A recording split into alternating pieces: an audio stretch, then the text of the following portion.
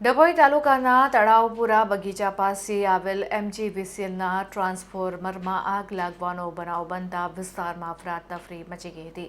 સદનસીબે આ ઘટનામાં કોઈ જાનહાનિ નથી થઈ.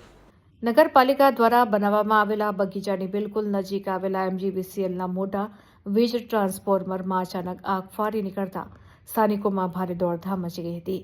સદનસીબે આ ઘટનામાં કોઈ જાનહાનિ નથી થઈ, પરંતુ તંત્રની સામે આક્રોશ જોવા મળી રહ્યો છે. આ બગીચામાં મોટી સંખ્યામાં લોકો આવતા હોય છે, ત્યારે બાગને અડીને MGVCLનું હાઈ વોલ્ટેજ ટ્રાન્સફોર્મર આવેલું છે.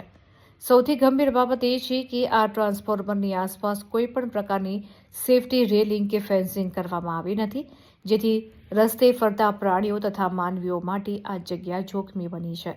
એટલું જ નહીં, આ જગ્યા ઉપર સ્થાનિકોએ સેફટી વોલ, લોખંડી રેલિંગ લગાવવા માટેની પ્રબળ માંગ ઉઠી છે.